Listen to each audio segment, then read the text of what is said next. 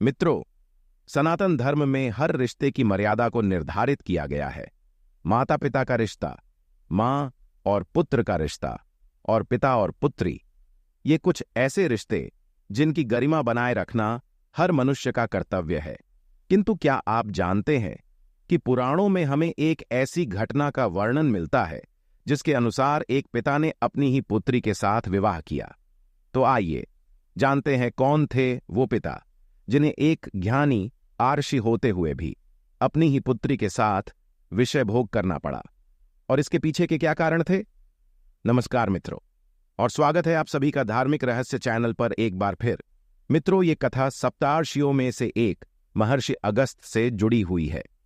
धर्म ग्रंथों में वर्णित इस दौरान एक कथा के अनुसार एक बार महर्षि अगस्त स्वर्गलोक से यात्रा कर वापस लौट रहे थे। तभी उन्होंने रास्ते में एक पेड़ पर कुछ वृद्ध लोगों को उल्टा लटके हुए देखा। इस दृश्य को देखकर महर्षि अगस्त्य हैरान हुए और उनके मन में यह जानने की जिज्ञासा उत्पन्न हुई कि आखिर ये लोग कौन हैं और किस कर्म के कारण यह उल्टा लटक रहे हैं। अपनी जिज्ञासा को शांत करने के उद्देश्य से महर्षि अगस्त उस पेड़ की ओर चल दिए और वहां पहुंचकर उन्होंने वृद्ध लोगों से पूछा, हे पुण्य आत्माओं, आप लोग कौन हैं और आपकी ये स्थिति कैसे पाप कर्म के कारण हुई है। इस पर वो लोग उत्तर देते हुए बोले, हे वत्स, हम तुम्हारे पूर्वज अर्थात पितृ है और तुम्हें एक पुत्र की प्राप्ति हो, इसी मनोकामना के लिए इस पेड़ पर उल्टा लटक रहे हैं। यदि हमारी ये मनोकामना पूरी हो गई तो हम लोग इस कष्ट से भी मुक्त हो जाएंगे और हमारे पुण्य फलों में वृद्धि होगी।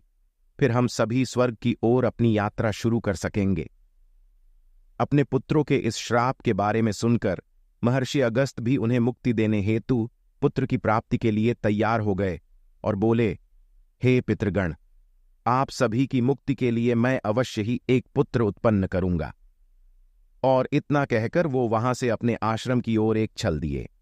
अगले ही दिन से वो अपने लिए एक उचित जीवन संगिनी की खोज करने लगे, किंतु काफी खोजने के बाद भी उन्हें कोई ऐसी कन्या नहीं मिली जिसे वो अपनी अर्धांगिनी बना सके।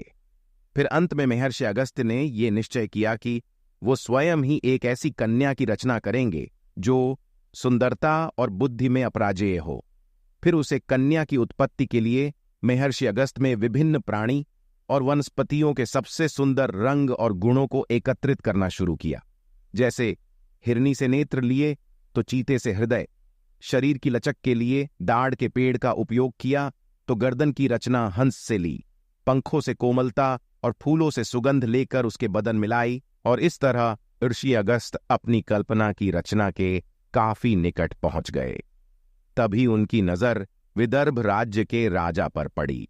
विदर्भ के राजा अपनी पत्नी के संग भगवान के सामने पुत्र प्राप्ति की कामना कर रहे थे, क्योंकि वो अब तक निसंतान थे। ये देख अगस्त्य मुनि ने विचार किया कि क्यों न मैं अपनी इस कार्य को वे ऐसा करूं, पन्ना देकर एक शिशु रूप, ताकि उसका लालन पोषण करके इस राजा की भी कामना पूरी हो सके। उसे कन्या की उत्पत्ति शिशु रूप में हो, क्योंकि उसे कन्या की उत्पत्ति में बहुत से प्राणियों और पेड़ पौधों की हानि हुई थी।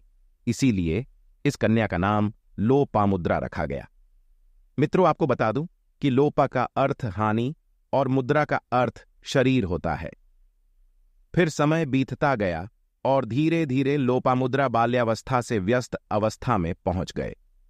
अब उनके पिता उनकी शादी के बारे में सोच ही रहे थी कि एक दिन उनके महल में आर्षि अगस्त्य आ गए। महर्षि को महल आया दिन विदर्भ के राजा ने उन्हें प्रणाम किया और बैठने के लिए उचित आसन दिया। फिर पूछा, महर्षि कृपा कर बताए कि आप यहां किस उद्देश्य से पधारे हैं। तब महर्षि अगस्त्य बोले, हे राजन, आपकी पुत्री का हाथ में अपने लिए मांगने आया हूं। महर्षि की बातें सुनकर राजा और उनकी रानी दोनों ही अचंभित हो उठे और ये सोचने लगे कि हमने जिसे पुत्री को इतने राजसी सुखों के साथ पाला पोसा है, उसे भला एक योगी को कैसे सौंप दे। लेकिन उनके मन में कहीं न कहीं ये भय भी था कि अगर उन्होंने अगस्त्य मुनि के इस प्रस्ताव को ठुकरा दिया तो कहीं वो क्रोधित होकर उन्हें शाप ना दे। इसी भय के चलते उन्होंने महर्षि अगस्त के विवाह के प्रस्ताव को स्वीकार कर लिया और फिर धूमधाम से महर्षि अगस्त्य लोपामुद्रा का विवाह संपन्न हुआ। विवाह के बाद महर्षि अगस्त लोपामुद्रा को लेकर अपने आश्रम में वापस लौट गए। वहां पहुंचकर महर्षि लोपामुद्रा से बोले, ये सुंदरी, अभी तक तुमने अपने जीवन भर सिर्फ राजसी सुखों को देखा है, किंतु अब तुम्हें इन सब सुखों को त्यागना होगा। और यही नहीं, जो कीमती वस्त्र और आभूषण तुम महल से लेकर आई हो, उनका भी त्याग करना होगा और एक आशिका की तरह ही अपना जीवन व्यतीत करना होगा। लोपामुद्रा ने भी वैसा ही किया और अपने पति के ही समान वो भी व्रत और आचरण का पालन करने लगी। दोनों ही एक दूसरे से बहुत ही प्रेम और आदर रखते। महर्षि अपनी तपस्या में लीन रहते तो लोपामुद्रा अपनी पति की सेवा में। एक दिन लोपामुद्रा आश्रम के एक नदी में स्नान कर रही थी। तभी अगस्त्य मुनि की दृष्टि लोपा पर पड़ी। उसमें लोपामुद्रा साक्षात देवी रति प्रतीत हो रही थी। उनकी सुंदरता से मोहित आर्षि ने कामातुर होकर उनके सामने विषय भोग होने की इच्छा प्रकट की। तब लोपामुद्रा ने कहा कि आपने मुझे इस इच्छा पूर्ति के लिए स्वीकार किया है, किंतु मेरा भी एक मनोरथ है कि मैं अपने पिता के घर जैसे शैया पर सोती थी, वैसे ही शैया पर आपके साथ समागम करूंगी। तब महर्षि ने लोपामुद्रा से कहा, ये प्रिय, जिस धन और वैभव की बात तुम कर रही हो, उस वैभव का प्रबंध मेरे जैसा एक वनवासी कैसे करेगा। इस पर लोपामुद्रा महर्षि से कहने लगी, स्वामी, आप ऐसा क्यों कह रहे हैं? यदि आप चाहे तो अपने तपोबल के प्रभाव से इस संसार के सारे धन को अपने अधीन रखने की क्षमता रखते हैं।